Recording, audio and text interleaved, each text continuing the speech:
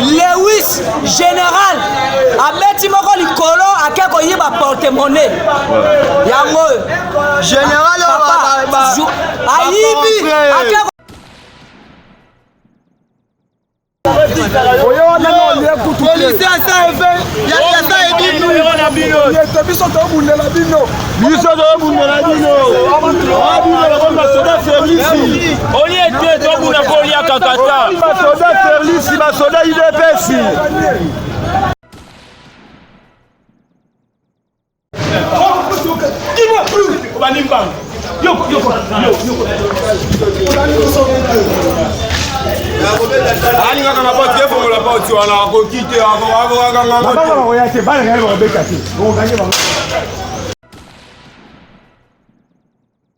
Je n'ai aucune inquiétude.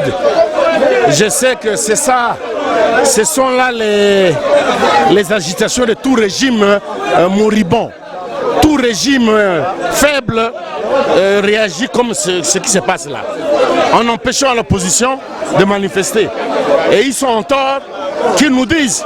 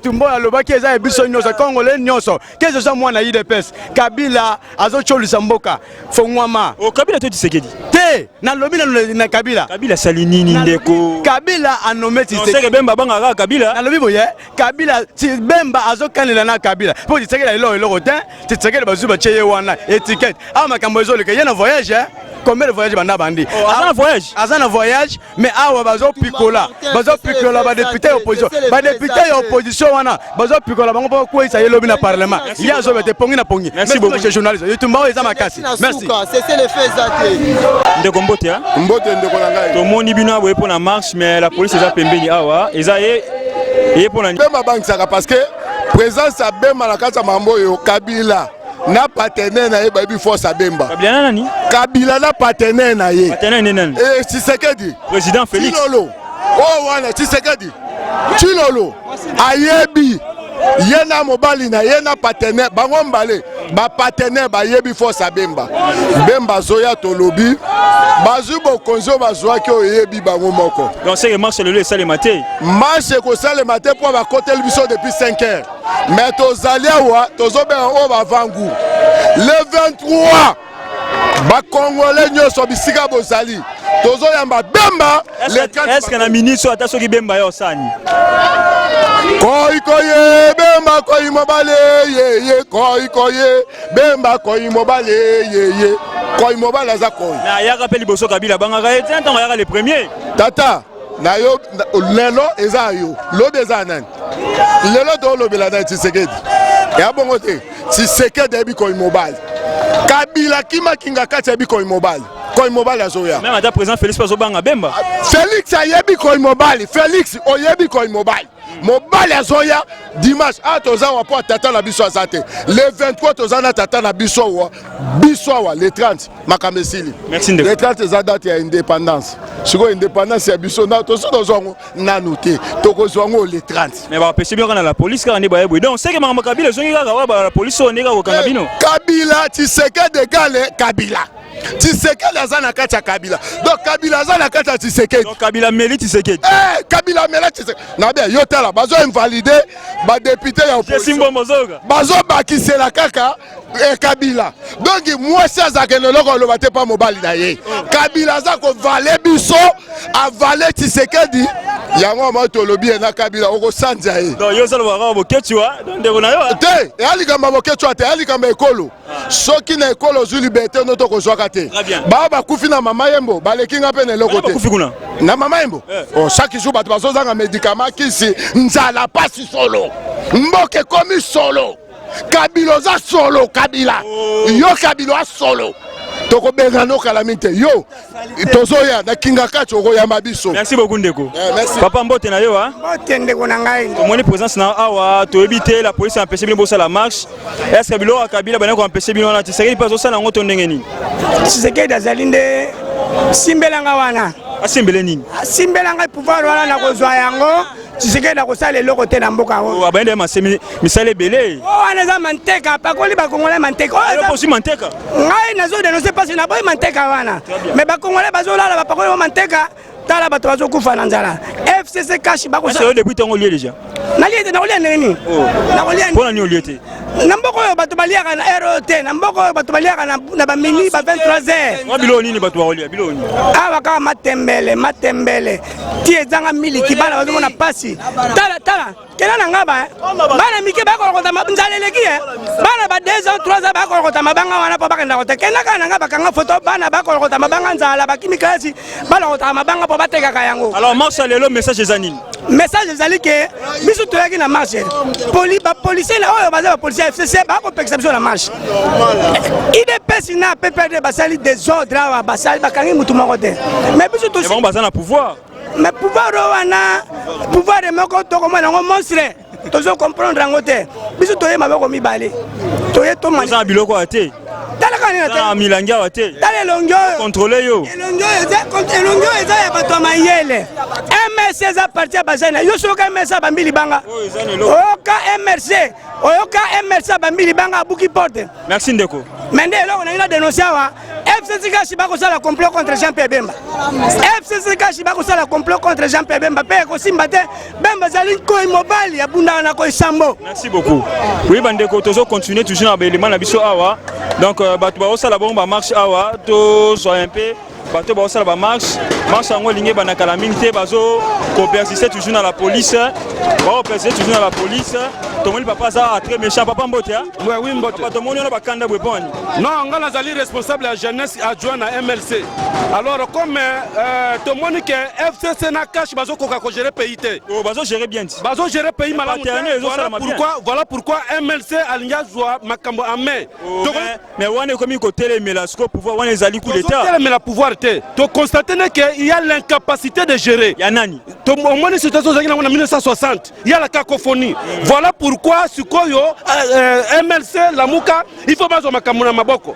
C'est comme ça que ngai responsable la jouer la jeunesse et MLC ba jeune bazunga en otage qu'il faut tous au makambo maboko. Merci beaucoup responsable. Merci beaucoup. Merci toujours continuer toujours on a élément na biso ya lelo. Tomoni bongo honorable Daniel Mbaou Azawan. Mentalité mikolo toko évoluer raté. IDPS ezo évoluer. Muto akufa awa azate. Mboko za biso nyoso tote ma ine toke ne kuya totelo ni ba sa biso. A tokei boso. Honorable Daniel Mbote na yo. Mbote. Honorable Tomonio penza na marche à lelo susu. Donc oye ko motiver population pe jeunesse et MLC ba mise en charge. Mais ça les années honorable. Mais ça les a que Mboko eza biso nyoso toyaka Congo par délégation te. Toyaka na Congo par procuration te. Eza sol sous-sol ba koko na biso. Tokoki te ko za Congolais mususu, baza plus avantage que ba Congolais mususu. Donc ndenge eza boye biso tokende ko se plaindre devant cour constitutionnelle. To déposer mémo na biso. Tozo ibelo kwa mutu moko te parce que nous sommes Congolais. Empêcher biso devant dit par la police je sur le image. Non, oh, police na biso, toi problème na bango te bande ko na biso, police bande ko na biso. Donc to kende ba bo mamutu te. Ça bo mi mutu nzambe likolo ali ba bo mamutu te. Merci beaucoup honorable. Merci.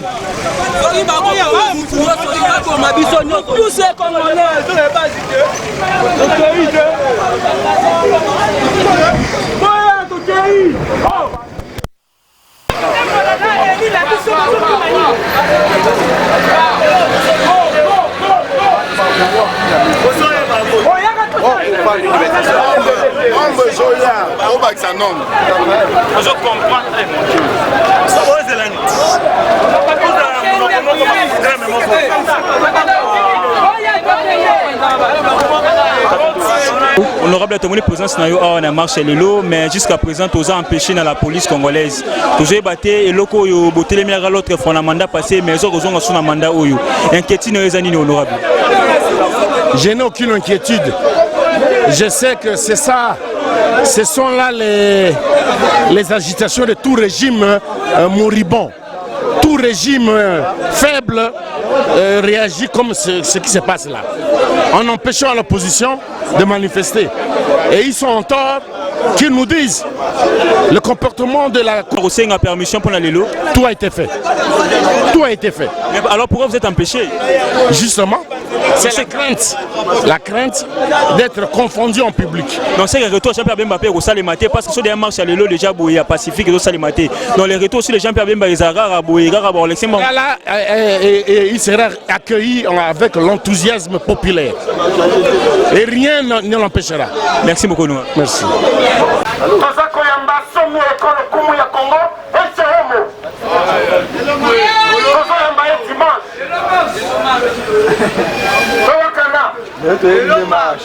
Bakambi ya Lingomba batalaka musika bayokaka musika MRC iyo bakamati babongisi bati motambo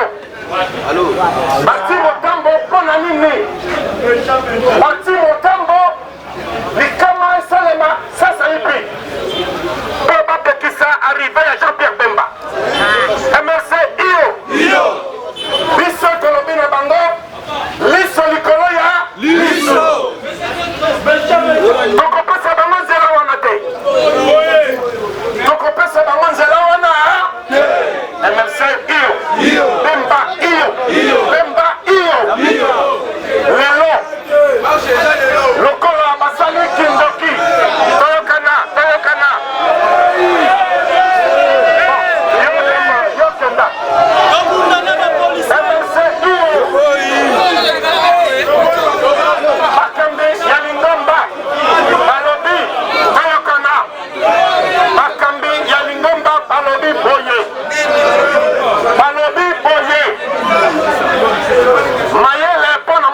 Mayenga. Merci.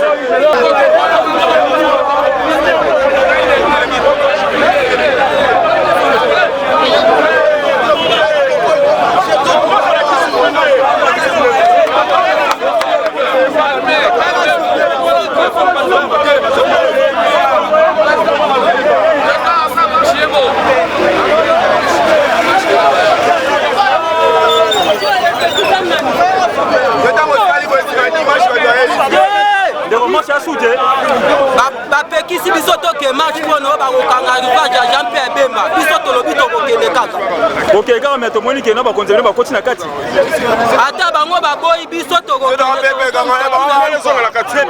bango biso nde bagene nde mutolekaabango mikolo da baleli biso muto marchaka banga beloko de biso nde makambo bango baboyi marche bango baa mikolo bazobanga bakima te biso nde bapolisie siko baa biso tomarche obanga bango te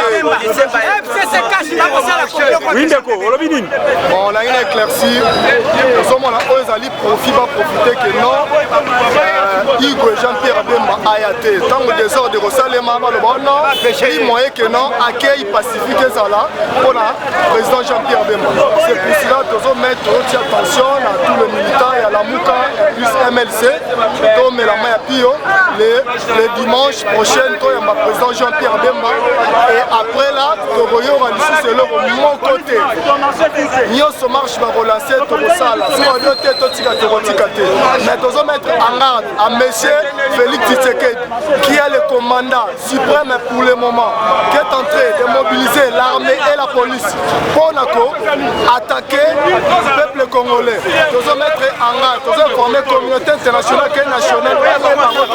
Ce Félix Tshisekedi ensemble avec Kabila, ils sont là à la tuerie du peuple congolais. Avant le peuple congolais.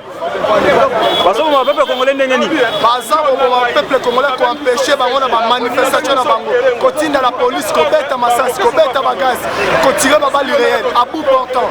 Monusco a sa témoin et après ça, il ne réagit pas. Il a les représentants de la communauté internationale au Congo. A agi rapidement, sinon on va manifester violence sur violence. Nous avons violence sur violence. Coup sur coup. Coup sur coup, ça va respecter le droit de la population. Donc on manifeste violence sur violence. Je suis en train de dire encore là. Et je tiens le drapeau de la RDC. C'est ça le combat où je fais. Nous avons Moutounyoso, Ayoka Bisso, que nous sommes sali erreur, nous allons continuer à empêcher Bisso. Nous allons mettre coup sur coup, violence sur violence pour alerter Oeza Yasuka. Yasuka, merci Nasudio. Jean-Pierre Bemba,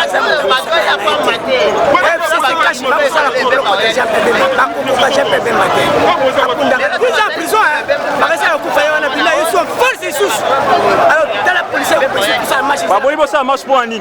Mais parce que Bakoulukaba, elle va pas fixer mes soins. Bon, marche en bas, la poste pas s'inquiéter, parce que mon boulot va pour ma bateau, même ma boyade.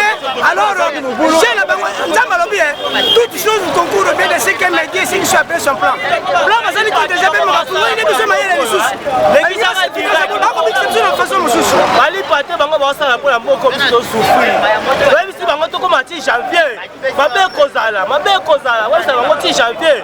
Ils ont souffrir donc à 10 fois par jour.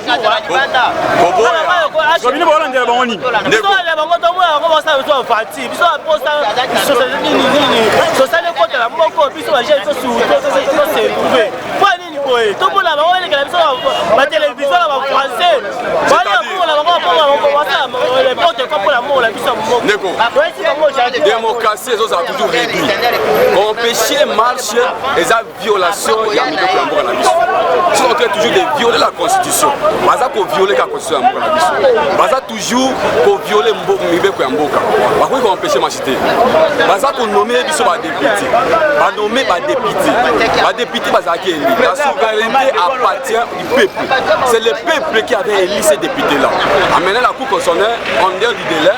bazalaki invalidé badéputé na biso ezalaka te mais batinda bapolisi baya koempêche marche bazalaki informé toza na régime ya information baautorité na biso bainforme baautorité administrative il faut bapesa biso nzela to marché tokóma na cour constitutionnelle todépose mémo na biso sobo marché ti wapi tozokenda ti na cour constitutionnelle mais bosala de l'autre fois non non comment ils ont continué il faut trouver une solution comment expliquer pourquoi on a invalidé un député qui avait réuni 26 000 voix pour que Bakenda pour nommer Motazaki dans 600 voix.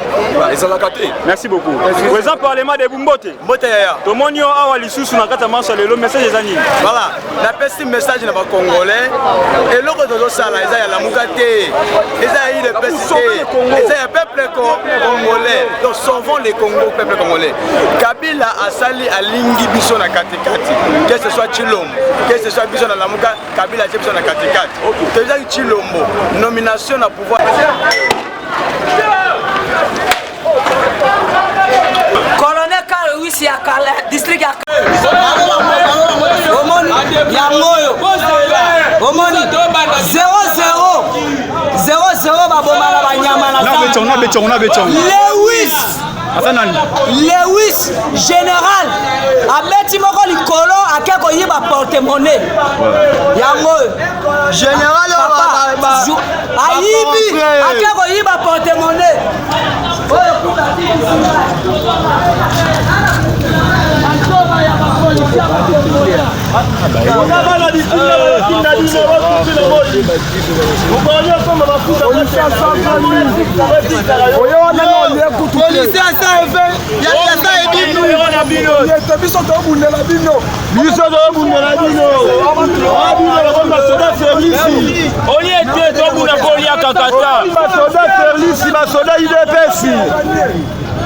Massacre biso na siège bao bazobeta badepute bomona bango te un jour oyo balobukapale alimete kuna okife bango te biso tosala eloko te bino boyeka awa papa mokolo yo papa mokolo eza vangu ozoboma nani oya manyeka ozoboma mutu oboma nani awa yabela zawa obuloko mutu obunda na geri o geri te geri na este kuna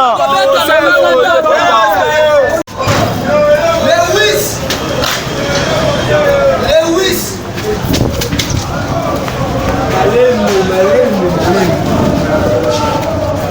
obima te seulement malembe papa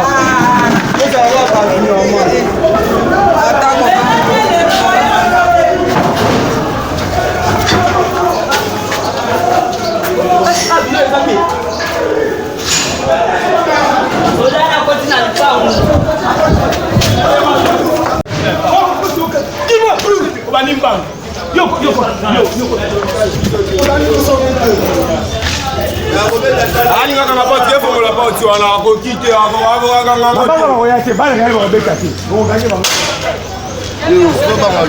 alingaka na poti tozalaka mayele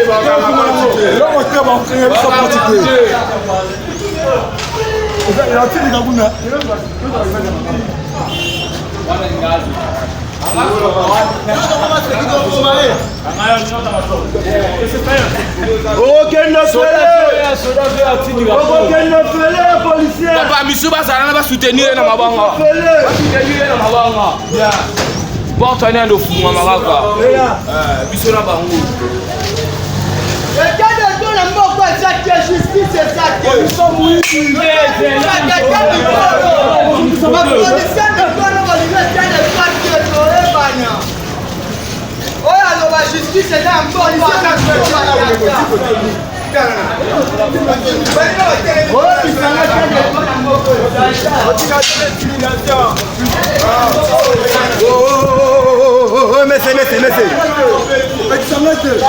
Ah, repêcher ça,